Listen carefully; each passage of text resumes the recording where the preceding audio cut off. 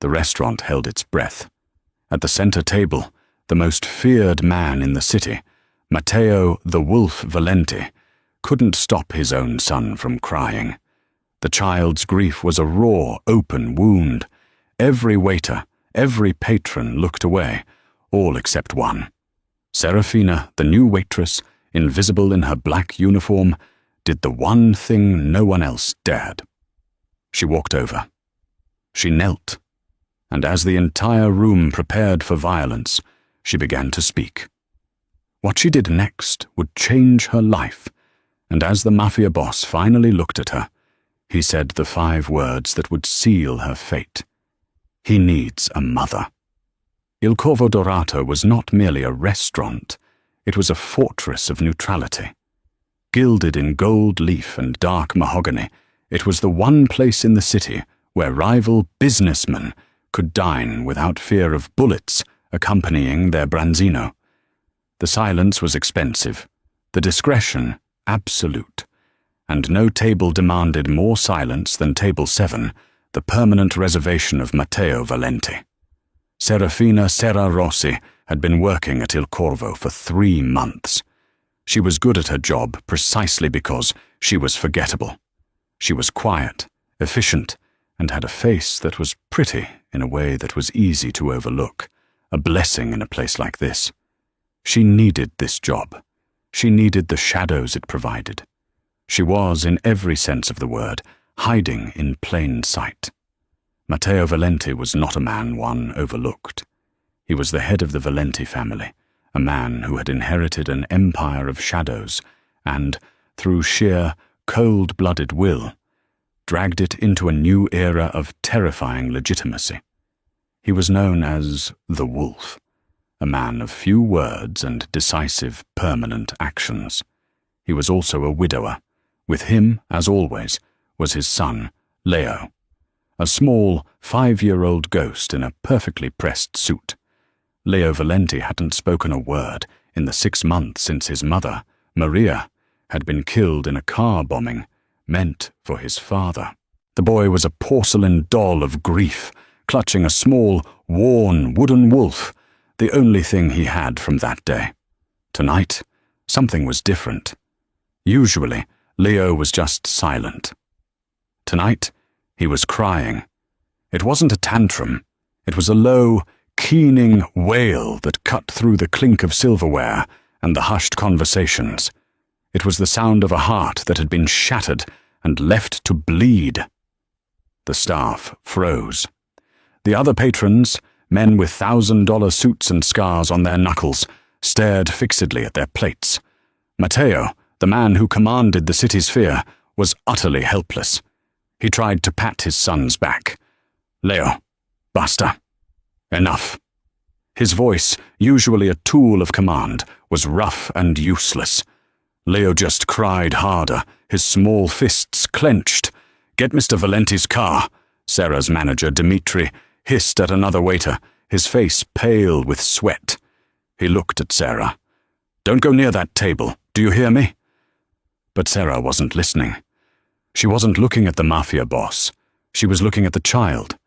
She recognized the specific brand of loneliness in his eyes, the kind that comes when the one person who understands you is gone forever.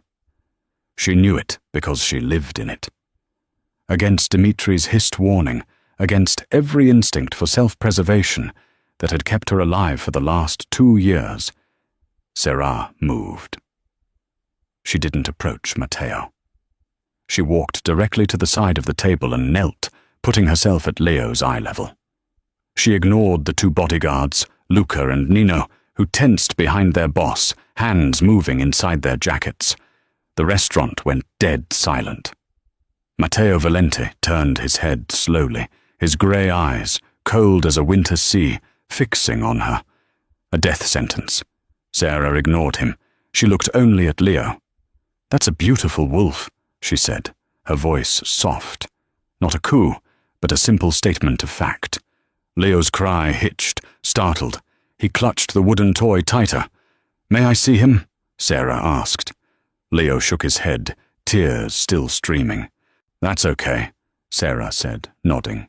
He looks very special. It's good to hold on to special things." She reached into her own apron pocket and pulled out a simple, tarnished silver locket. She didn't open it. She just held it in her palm. "This was my mother's," she said, her voice just for him. "Sometimes I hold it so tightly, I worry it will break. But it never does." Leo's eyes fixed on the locket. His breathing was still ragged, but the wail had stopped. Sarah continued. "It's hard, isn't it? Feeling so big and sad inside that you think you might burst. Like you're a bottle with too much soda and the cap is on too tight." Leo sniffled. He looked at this strange woman, then at his father, then back at her. "You don't have to stop crying," Sarah whispered, a secret just between them.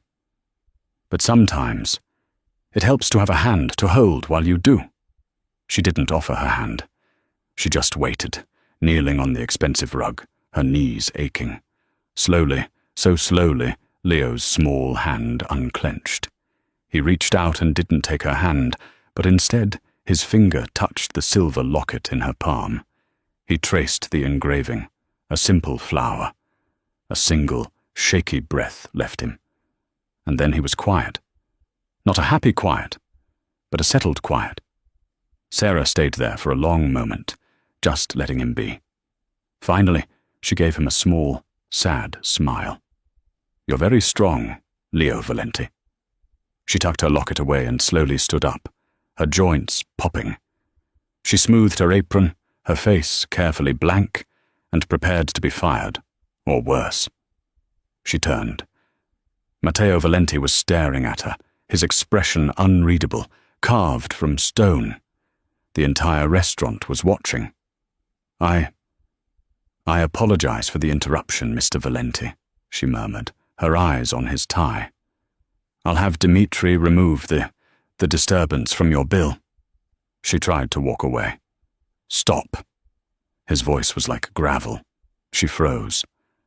"What is your name?" "Serafina, sir. Sarah Rossi." He looked at his son, who was now quietly watching Sarah, his thumb in his mouth, the wooden wolf in his other hand. "Serafina Rossi," Matteo repeated, as if testing the weight of the name.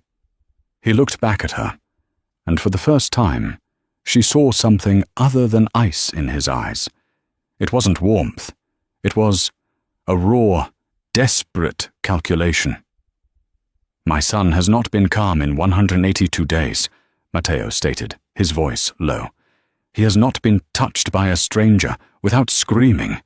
He has not stopped crying for his mother since she was put in the ground." He paused, his gaze pinning her to the floor. "Until tonight." He didn't say anything else. He simply nodded to his bodyguards. They rose. Matteo placed a stack of $100 bills on the table, more than enough to cover the entire section, and stood. He picked up his silent son, who, for the first time, didn't fight him, his eyes still locked on Sarah as she was led away. As Sarah walked back to the kitchens, her legs shaking, she heard Matteo's voice, not at her, but to his bodyguard, Luca. "Find out everything about her, and have the car brought to my estate tomorrow, 9 a.m. She's coming with us." The next morning, Sarah was not invited to the Valenti estate. She was collected. A black, armored Cadillac, so polished it looked wet, was waiting outside her small, run-down apartment building at 8:45 a.m. The driver, Luca, the same man from the restaurant, simply opened the back door. It was not a request. Sarah, who had been awake all night, clutched her worn coat and got in. She had no choice. You didn't say no to Matteo Valenti and expect to stay in the city, or perhaps on the planet. Her entire life for the past 2 years had been about avoiding men like him, and in one foolish, compassionate moment, she had walked directly into the wolf's den. The Valenti estate wasn't a house, it was a fortress. Set on a private, wooded hill overlooking the city, It was surrounded by a 10-foot-high stone wall, topped with wrought iron. The gates opened with a silent, imposing swing, and they drove for another full minute up a pristine, tree-lined drive. The house itself was a sprawling, classical villa of pale stone and dark, shuttered windows. It was beautiful, but it had no warmth. It was a monument to power and, Sarah thought, to grief. Luca led her through a cavernous, marble-floored foyer, her worn-out flats squeaking pitifully, and into a study. The room was dark, panelled in the same mahogany as the restaurant. One wall was a solid pane of glass overlooking a sombre, manicured garden. Matteo Valenti stood in front of it, staring out. He didn't turn around. "Leave us, Luca." The door clicked shut, the sound unnervingly final. Sarah's heart hammered against her ribs. "You're a hard woman to find, Serafina Rossi," Matteo said, his voice a low rumble. "No family. No social media. You've paid for everything in cash for the last 2 years. You've had 5 different addresses. You work at a restaurant you know is my territory. You're either stupid or you're running." Sarah's blood ran cold. He knew. He knew she was a ghost. I like my privacy, sir," she stammered. He turned, and the full force of his presence hit her. In the restaurant, he was a customer. Here, he was a king. Privacy is a luxury for those with nothing to hide. What are you hiding from? She swallowed. An ex-boyfriend. He was possessive. I needed a fresh start. It was a thin lie, but it was believable. Matteo studied her, his gaze stripping her bare. He didn't believe her. Not entirely. But he let it go. He had other priorities. "I saw what you did last night," he said, walking to his massive desk. "My son. The psychologists, the therapists. They are useless. They come here. They coo at him. They try to diagnose him. They treat him like he's a puzzle." "He's not a puzzle," Sarah said, her voice quiet but firm. "He's a child who lost his mother." Matteo's eyes snapped to hers. "And you know about that."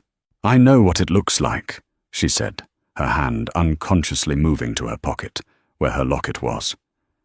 To be left behind. An understanding passed between them, a dark, shared knowledge of loss. "I'm offering you a job," Matteo said, his voice all business again. "I'll pay you 5 times what you make at Il Corvo, a week, in cash." The amount was staggering. It was life-changing.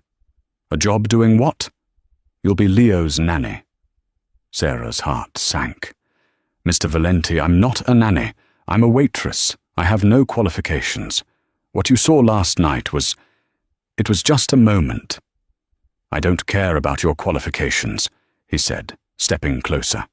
He was tall, and he smelled of expensive cologne and something metallic, like power. "I care about results. For the first time in 6 months, my son slept through the night. This morning, he didn't fight his housekeeper. He's sitting in the kitchen, waiting. He asked for the locket lady." Sarah's breath caught. He asked?" "He pointed," Matteo corrected, "but the intent was clear. He wants you." Sarah was torn. This was a cage, a beautiful, gilded cage, but a cage nonetheless, and it was owned by the most dangerous man she'd ever met. Her plan was to stay invisible, save money, and get out of the country. This was the opposite of invisible. "I can't," she said, shaking her head. "I'm sorry, Mr. Valenti. I can't. I'm not what you're looking for." She turned to leave. "You're right." His voice stopped her again. She turned back. He was looking at her, but his eyes were distant, focused on a pain she couldn't see. "You're not what I'm looking for." He motioned to a chair. "Sit." She sat. He remained standing, looming over her. "When my wife, Maria, died," he said, his voice flat, devoid of emotion, "she took the light in this house with her. But she left. An echo. And my son is chasing it. He's killing himself, Sarah. He doesn't eat. He doesn't sleep. He's fading. The doctors say he has profound grief. They say he needs closure. He leaned down, placing his hands on the arms of her chair, trapping her. His face was inches from hers. I don't give a damn about closure, he whispered, his voice intense. I care about survival. My son is dying, and you, for some reason, are the only thing that has pulled him back from the edge. He stood up straight, his gaze fixed on her. And then he said the words that had haunted her since the night before. He's not just crying, Sarah. He's desperate. He needs a mother. Sarah shot to her feet. And you think I can be that? You think you can just buy one? I told you, I'm just a waitress. I can't be a mother to your son.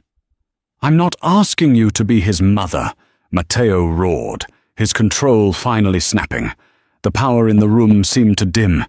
His mother is dead. He took a ragged breath, visibly reining in his temper. I am asking you to fill a role, to be a presence, to stop him from needing a ghost. He ran a hand through his dark hair. I am a powerful man, Ms. Rossi. I can buy cities. I can end bloodlines. But I cannot. His voice broke, just for a fraction of a second. I cannot make my own son want to live. The door to the study creaked open. Leo stood there, in his pajamas, clutching his wooden wolf. He looked at his father, then at Sarah. He walked past the desk, past his towering, terrifying father, and stood in front of Sarah. He looked up at her, his eyes, the same piercing grey as Matteo's, wide and searching. Then he held up the wooden wolf, an offering. Sarah's resolve crumbled. The lie she'd been living, the fear she'd been running from, it all paled in comparison to the raw, naked need in this child's eyes. She knelt, just as she had in the restaurant. She didn't take the wolf. Instead, she gently touched the toy's carved ear. He's wonderful, Leo, she said. Leo's tiny hand, still holding the wolf, moved to cover hers. His skin was warm. Sarah looked up at Matteo, her eyes shining with unshed tears. The cage was still a cage, but the prisoner needed her. I'll stay, she whispered. As his nanny, that's all. As his nanny. Matteo Valenti let out a breath. He looked like he'd been holding for 6 months. He nodded once, his face a mask of iron control once more. Good, he said. Luca will show you to your room. You'll move in today. The Valenti compound became Sarah's new world. It was a life of surreal, suffocating luxury. Her room was a full suite of rooms larger than her entire apartment, with a balcony overlooking the city. She had a clothing allowance, meals prepared by a private chef, and the silent, watchful protection of the Valenti staff. She was also never, ever alone. Luca or Nino, or another stony-faced guard, was always near. But for the first time in 2 years, the constant, gnawing fear in her stomach began to recede. The fear of her past, of being found, was replaced by a more immediate, tangible purpose. Leo. The first week was a silent negotiation. Leo wouldn't speak, but he would act. He'd take her hand and lead her to the garden. He'd sit and watch her as she read children's books aloud, his expression unreadable. Sarah didn't push. She didn't ask questions. She just existed. She sat with him on the floor of his massive, untouched playroom and helped him build towers. She ate her meals with him in the kitchen, not in the cavernous dining room. She learned from the housekeeper, a kind older woman named Sophia, that Leo loved lemon cookies, but hated the color green. And slowly, a sliver of the boy behind the grief began to emerge. One afternoon, she was drawing, sketching the garden from the balcony. Leo watched her. She offered him the pad. He shook his head. She shrugged and kept drawing. A few minutes later, she felt a tug on her sleeve. He was holding a crayon. He didn't draw on her pad, but on a napkin. He drew two figures. One was very small. One was taller, with scribbled brown hair, holding a locket. Sarah's heart ached. "Is that us?" Leo nodded. Then, in a voice that was hoarse from disuse, so quiet she almost missed it, he whispered one word. "Sarah." She froze. He'd spoken. He'd said her name. She beamed, a real, unguarded smile. "That's right, Leo. That's me."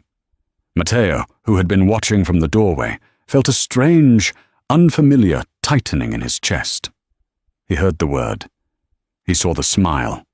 He'd been so focused on his son's survival, he hadn't realized how much he'd missed the sound of life in this house. But Sarah's growing influence did not go unnoticed, and it was not universally welcomed. Matteo Valenti's organization was not a one-man show. His consigliere, his right hand, was Marco Bianchi. Marco was shrewd, ambitious, and utterly pragmatic.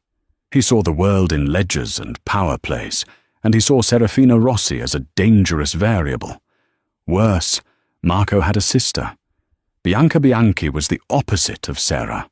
She was a creature of ice and fire, devastatingly beautiful, impeccably dressed, and openly, desperately in pursuit of Matteo. It had been the understanding in the organization that, after a respectable period of mourning, Matteo would marry Bianca, cementing the Bianchi family's loyalty and power. Sarah's presence was a threat to that. Bianca arrived at the compound unannounced one afternoon, ostensibly for tea, to find Sarah and Leo in the garden, planting flowers. "Well, well," Bianca's voice, a syrupy drawl, cut through the peaceful afternoon. She was draped in white linen, a stark angelic contrast to Sarah, who was covered in dirt. "The help is playing in the mud." "How charming." Sarah stood, brushing dirt from her jeans. "Hello, I'm Sarah, Leo's nanny." "Oh, I know what you are," Bianca said, her smile not reaching her cold blue eyes. She ignored Sarah and crouched down to Leo. "Leo Tesoro, look what I brought you." She produced a new, shiny, plastic toy wolf. "You can throw that old dirty one away now." Leo recoiled, clutching his worn wooden wolf to his chest. He looked at Sarah, his eyes wide with fear. "That's very kind of you," Sarah said, stepping between them. "But his babbo gave him that one. It's his favorite." Bianca's smile tightened. "I'm sure Matteo would want his son to have the best, not some splintered old thing." She reached for the wooden wolf. "Give it here, child." "No!" Leo's voice was a sudden, sharp cry. He pulled back, and in the process, stumbled. Bianca, annoyed, snatched at the toy. "Don't be a baby!" The toy flew from Leo's hand, hit the stone pathway, and broke. The head snapped clean off. Time stopped. Leo's face crumpled. A wail of pure, unadulterated anguish tore from his throat, a sound Sarah hadn't heard since the restaurant. "Oh, for heaven's sake!" Bianca snapped, standing up, disgusted. "It's just a toy." "Get out!" Sarah said. Her voice was not loud. It was low, and it was shaking with a rage that surprised even her. Bianca laughed. "Excuse me? Who do you think you—" "I said, get out." Sarah advanced on her, her eyes blazing. "He is a child, a grieving child, and you just broke the last thing he has of his father's. What is wrong with you?" Bianca, incensed at being challenged by a servant, raised her hand, her nails glinting. "You forget your place, you little—" She swung, aiming to slap Sarah across the face. Sarah's hand shot up and caught Bianca's wrist in a steel grip. The garden went silent, save for Leo's heart-breaking sobs. Sarah's knuckles were white. Bianca's eyes were wide with shock. "My place," Sarah said, her voice dangerously quiet, "is with him. And you will never touch him or me again." "What?" a deep voice cut through the tableau. "Is going on here?" Matteo Valenti stood on the patio, flanked by Marco Bianchi. His face was thunder. Bianca immediately burst into tears. "Matteo, thank God! This creature! She attacked me, and she upset Leo." Sarah didn't let go of Bianca's wrist. She didn't look at Matteo. She kept her eyes locked on Bianca. "She's lying," Sarah said, her voice clear. "She broke Leo's toy, on purpose. Then she tried to hit me." Marco Bianchi stepped forward. "Matteo, this is absurd. My sister would never. This girl is a liar, a common waitress trying to—" "She's not lying." Everyone turned. Leo had stopped crying. He was standing, shaking, his small fists clenched. He pointed a tiny, accusing finger at Bianca. "Bad," he said. "Bad lady." Matteo's gaze went from Leo to Bianca's wrist still in Sarah's grip, to the broken wolf on the path. The pieces clicked into place. His voice was terrifyingly calm. "Bianca, get out of my house." "Matteo!" she gasped, horrified. "You're taking her side?" "I am taking my son's side," he said. "Marco, take your sister home, now." Marco's face was a mask of cold fury. He despised this, the humiliation. He grabbed his sister's arm. "Come, Bianca, we are leaving." Bianca ripped her arm from his grasp and stalked away, her white linen dress swishing. The garden was quiet again. Sarah finally let her hand drop, her entire body trembling. She knelt and picked up the 2 pieces of the broken wolf. Her shoulders sagged. Matteo walked over. He didn't look at her. He looked at his son. He crouched down. "She's gone, Leo. She won't be back." Leo just looked at the broken toy in Sarah's hand. Sarah looked at Matteo. "I can fix it," she whispered. "I have wood glue. I can fix it." Matteo Valenti looked at this woman, covered in dirt, trembling but defiant, who had just faced down Bianca Bianchi, and won. He watched as she gently took Leo's hand, placed the 2 broken pieces in it, and closed his small fingers around them. "We'll fix it together," she promised the boy. Matteo stood, his heart doing that strange, tight-chested thing again. He had brought her here to be a nanny, to be a shield for his son. He hadn't anticipated that she would become a warrior, and he hadn't anticipated that in doing so, she had just made a mortal enemy of his most trusted advisor. The incident in the garden changed the atmosphere in the house. Sarah was no longer just the nanny.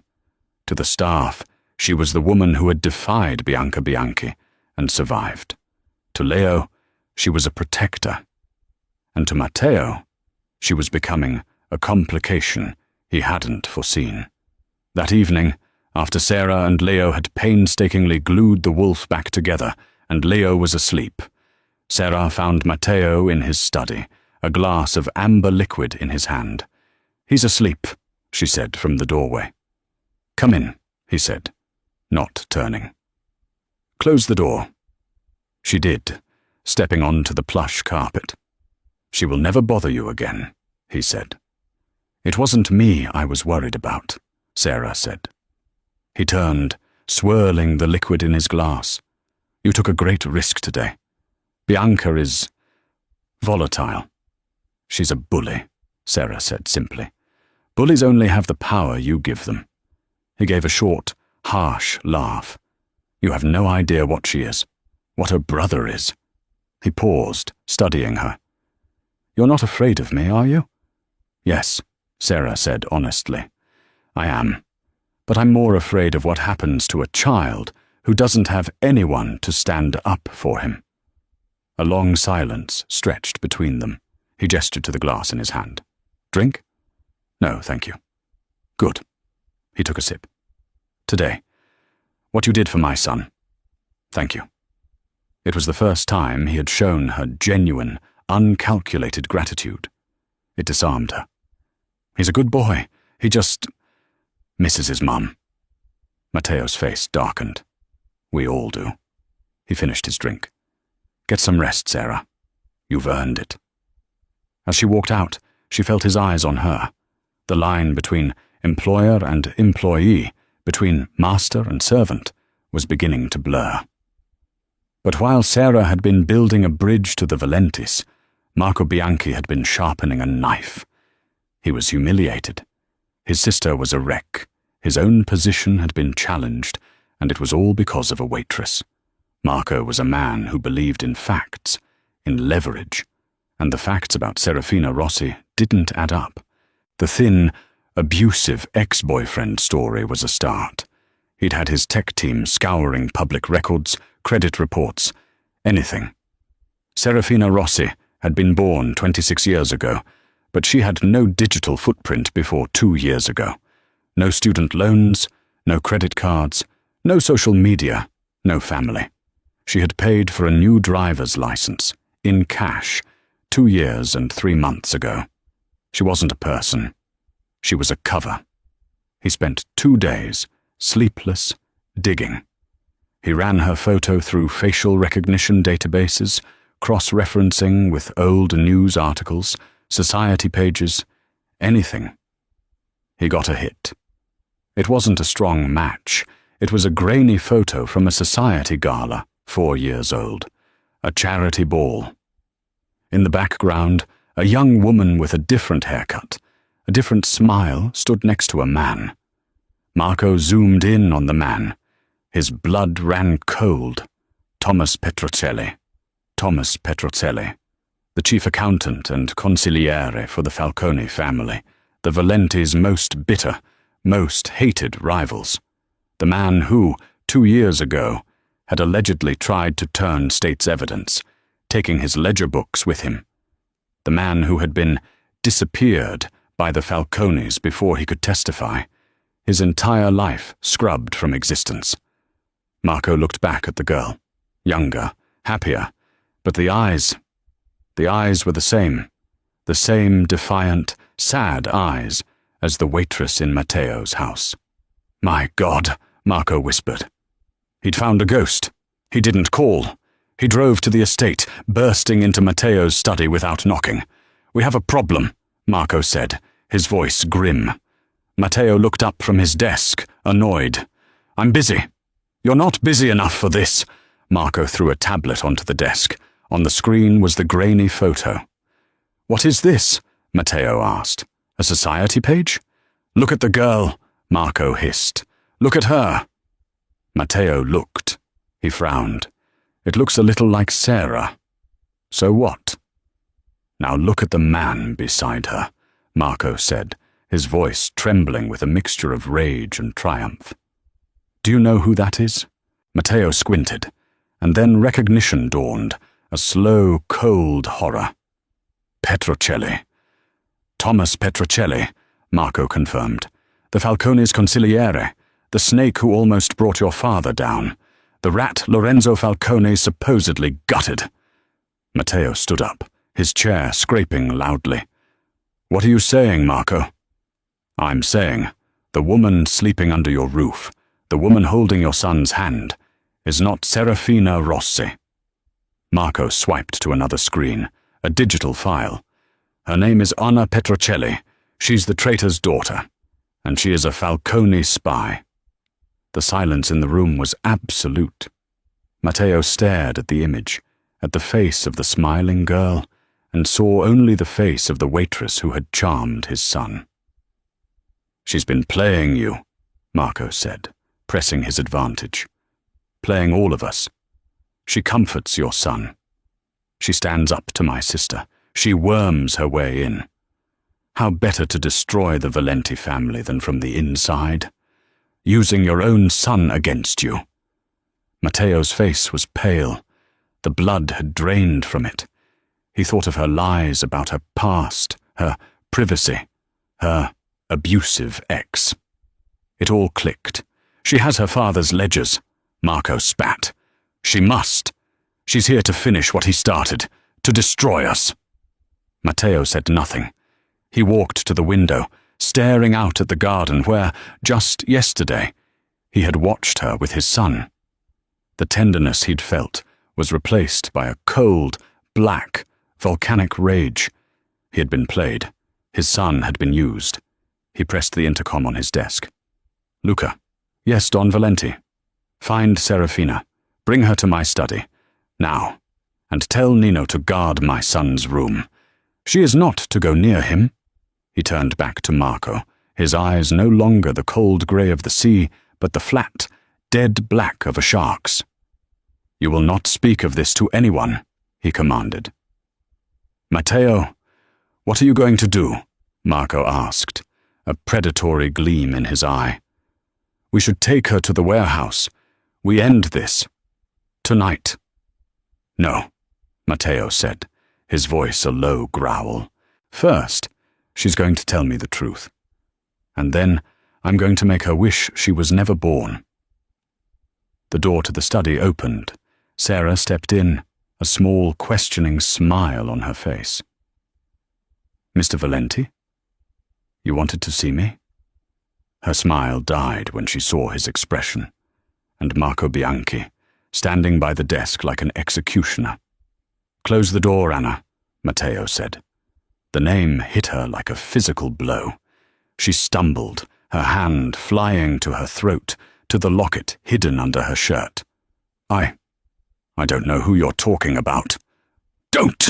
he roared, slamming his fist on the desk. "Don't you dare lie to me again!" He strode across the room and grabbed her arm, his fingers biting into her skin like a vice.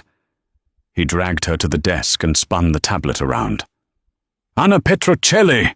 he snarled, jabbing a finger at the photo. "Daughter of Thomas Petrocelli, the Falcone family's snake. You come into my house, you put your hands on my son, you lie to my face." Tears streamed down Serra's Anna's face. It was over. The life she'd tried to build, the safety she'd almost felt, was gone. "Is it true?"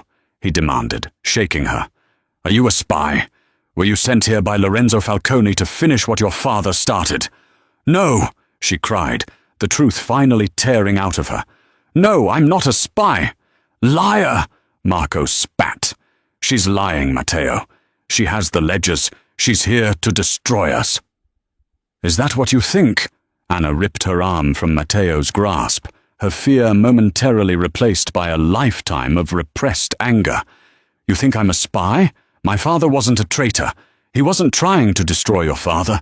He was trying to get out. He was trying to protect me." The raw conviction in her voice stopped both men cold. "Lorenzo Falcone," she said, the name like acid on her tongue. "He's a monster. My father worked for him.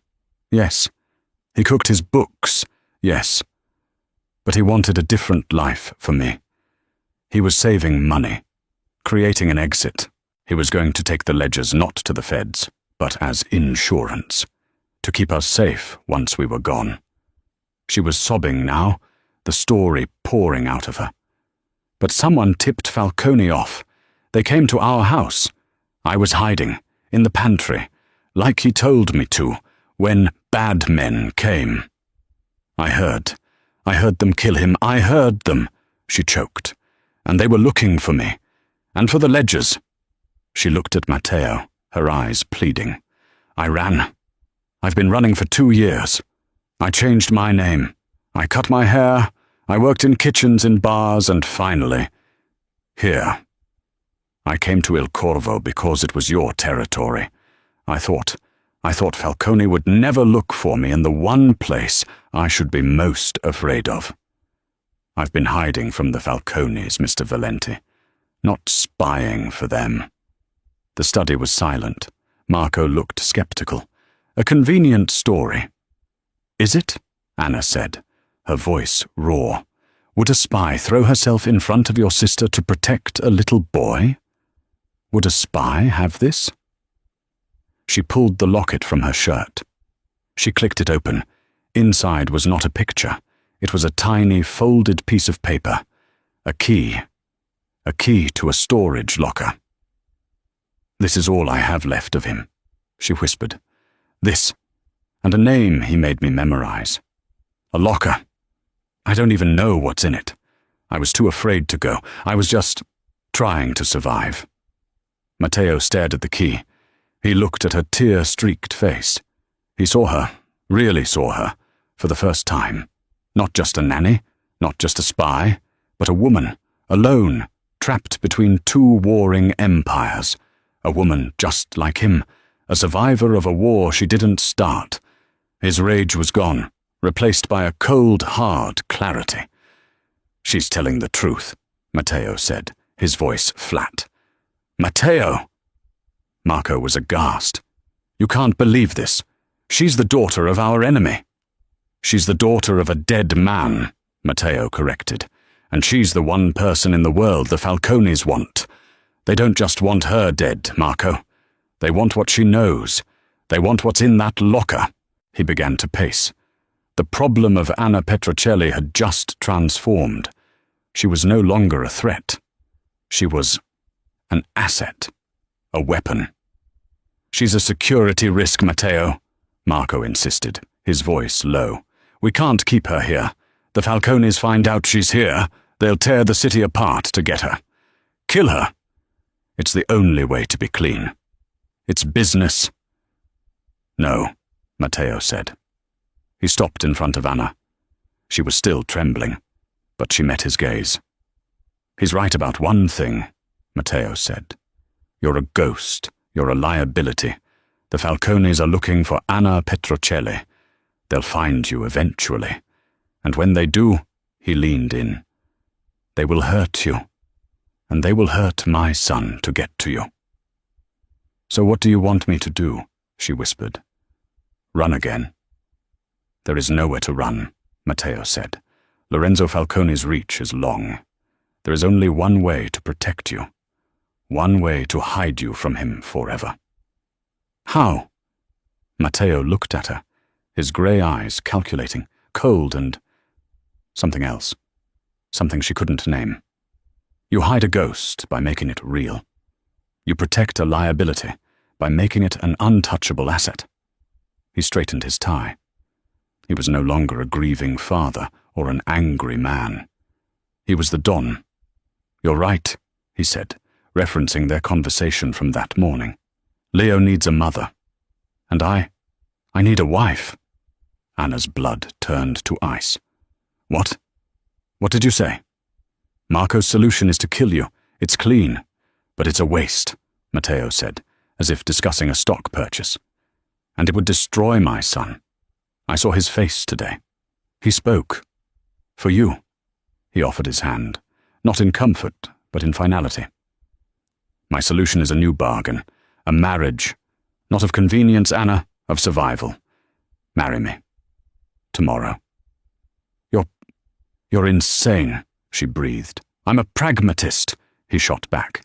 "Listen, as Serra Rossi, you are a target. As Anna Petrocelli, you are a dead woman. But as Anna Valenti, wife of the Don, you are untouchable. You will be a member of my family. You will have my name, and I will give you my protection. I will rain fire on Lorenzo Falcone, or anyone else, who dares to even speak your name." And in return?" she asked, her voice a shadow. Matteo's face softened, just for a moment. He glanced toward the door, in the direction of his son's room. "In return," he said, his voice dropping, "you will be what you've already become. You will be a mother to my son. You will bring life back into this house. You will give me your loyalty, and you will never, ever lie to me again." He stood there, his hand extended. It was a cage, a permanent, inescapable, gilded cage, but it was also the only sanctuary in the world. She looked at Marco, whose face was a mask of pure, unadulterated hatred. He had lost. She looked at Matteo, a man of violence and contracts, offering her the one thing she craved, safety. And she thought of Leo, of his small hand in hers, of his first word. She was not Anna Petrocelli, the runaway. She was not Serafina Rossi, the waitress. She was, in that moment, Leo's protector. She put her shaking hand into Matteo's. "I will," she said. The wedding was as swift and cold as the bargain that sealed it. There was no white dress, no music. It took place the next day in Matteo's study, the same room where Anna's life had been torn apart and rebuilt. A city judge, his hands visibly shaking, performed the ceremony. The only witnesses were Marco, his face carved from ice, and Luca, impassive as ever. The only guest was Leo. He wore a small black suit, and he didn't understand what was happening, but he knew it was important. When the judge asked for the rings, Leo, who had been coached by Sarah, walked forward, holding a small velvet pillow. As Matteo took the simple platinum band and slid it onto Anna's finger, his hand was warm. He looked not at her, but at his son. "With this," he said, his voice a low vow, "I pledge my protection to you and to our son." Anna's vow was just as simple. "I pledge my loyalty to you and to Leo." When the judge pronounced them man and wife, Matteo did not kiss her. He simply nodded and then crouched down to Leo. "Sarah," he said, "is our family now. Leo. Her name is Anna Valenti. She's going to stay with us, always." Leo, who had been watching the ring on Anna's hand, simply smiled. He leaned in and, for the first time, gave Anna a kiss on the cheek. It was the only real, warm thing in the entire terrifying ordeal. The news hit the underworld like a grenade. Matteo Valenti marries Nanny. It was a scandal. It was a sign of weakness. To Bianca Bianchi it was a declaration of war. To Lorenzo Falcone it was a curiosity. Marco, furious but bound by loyalty, had put out the official story. The Don had been quietly courting the Nanny, and for the sake of his son, had made it official. It was a love story. Lorenzo Falcone, a man who looked like a jovial grandfather and had the heart of a serpent, didn't buy it. He ran the name Serafina Rossi. He too found the paper-thin cover. But unlike Marco, he didn't have the photo to connect the dots. Not yet. But the marriage had an immediate and dangerous consequence. It enraged Marco. He saw Anna as a usurper, a snake who had tricked her way into the family. He began, in small, subtle ways, to undermine her. He and Bianca worked in concert. Bianca would, accidentally, let slip to other mafia wives that the new donor was common, uneducated. Marco, meanwhile, would protect Anna by restricting her access. He'd forget to inform her of family dinners. He'd give her bad advice on how to manage the staff, designed to make her look foolish and weak. He tried to isolate her. It didn't work. Anna had spent 2 years being invisible. She knew how to watch, how to listen. She saw the whispers. She felt the cold shoulders. But she also wasn't Sarah anymore. The first test came at a formal Valenti family dinner. Bianca was there, oozing contempt. She watched as Anna, unused to the formal setting, nearly used the wrong fork. "In my family," Bianca said, her voice loud in a lull in the conversation, "we were taught which forks to use. But I suppose in a diner, you just use your hands." The table went silent. Matteo tensed. Anna put her fork down. She looked at Bianca, a calm, level gaze. "You're right, Bianca. I didn't grow up with this. I grew up with a father who taught me that the content of your character matters more than the quality of your silverware." She picked up her water glass. "He also taught me about numbers. For instance," she looked at Marco, "I've been reviewing the household accounts. It's fascinating. The catering budget for family dinners like this has increased 30% in the last 6 months, yet we're serving the same menu. That's a remarkable discrepancy. Marco's face went pale. Matteo, who had been watching, hiding a small smile, leaned in. Is that so, mia cara? It is, Anna said, turning to her new husband. I also noticed a significant consulting fee paid monthly to a company, BB Imports, that seems to have no function, no warehouse, and is registered to a P.O. box in your sister's name. Bianca gasped. Marco's eyes were murderous. Anna had just exposed them. She had, in one quiet statement, shown them all that she was not stupid, and she was not afraid. Matteo Valenti threw his head back and laughed, a real, deep, genuine laugh, the first one the family had heard in a year.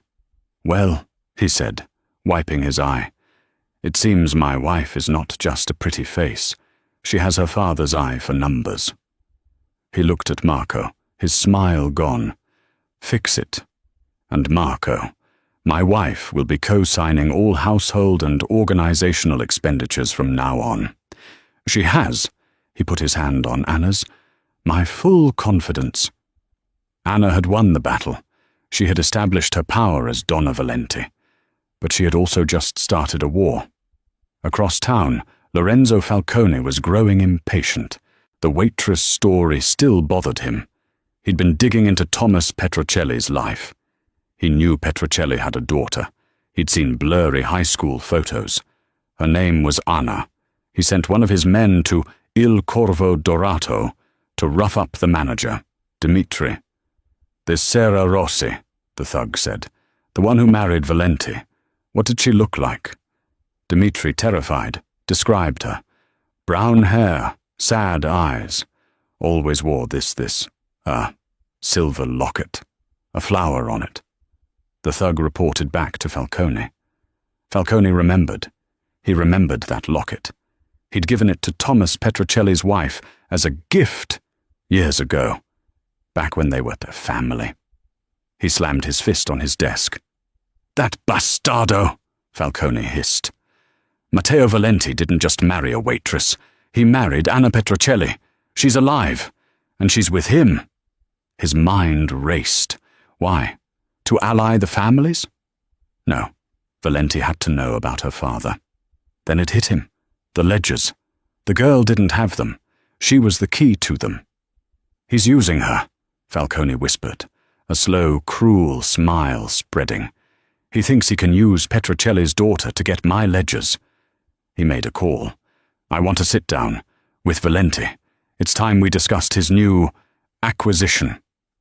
The war was no longer cold. It was about to begin. The sit-down at the Stockton Hotel was thick with tension. Lorenzo Falcone, smiling like a serpent, made his offer. Give me the girl, Matteo. Her and the ledgers she has, and my shipping empire is yours.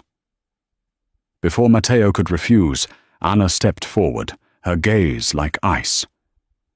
He's offering you something that's already mine to take. She dangled her locket. You think you're here to negotiate. You're here to surrender. Anna revealed her father's true genius. The locket's key didn't open a locker. It was a fail-safe. The real ledgers were digitized in a bank vault, with copies sent to the U.S. Attorney and the New York Times, set to be released upon her death or disappearance. You can't kill me, Lorenzo, she said, her voice clear. And you can't have my father's books, but I have yours. In a devastating blow, she also used her knowledge to expose Marco Bianchi's secret, treacherous deals with Falcone, sealing his fate with a single sentence. Broken, Falcone had no choice. Anna didn't trade. She commanded. He would publicly cede his businesses to the Valenti family as an apology and live out his days in humiliation. Back at the estate, the war was over. Matteo looked at his wife, not as a bargain, but with pure awe. The contract is over, Anna, he said, taking her hands. You're not here for my protection. You're my partner, my Donna, and the woman I love. He kissed her, sealing their new, true beginning. The next morning, the last wall of their gilded cage crumbled when Leo ran into the garden, laughing, and jumped into her arms. "Morning, Mama." And so the waitress who walked into the wolf's den didn't just survive. She became the queen of the pack. She proved that the most dangerous weapon isn't a gun or a name, but a mind that sees what others miss and a heart that's brave enough to act. She turned a marriage of convenience into a partnership of power, and a silent, broken boy into a laughing son. They say in the Mafia, blood is everything. But Anna, Valenti proved that sometimes the family you choose is the one that gives you the most power of all. What did you think of Anna's ultimate checkmate? Was Matteo's bargain fair, or was it just another cage? Let us know in the comments. Thank you for watching. If you loved this story of drama, danger, and karmic justice, be sure to hit that like button, share this video with a friend who loves a good twist, and most importantly, subscribe to our channel so you never miss another story.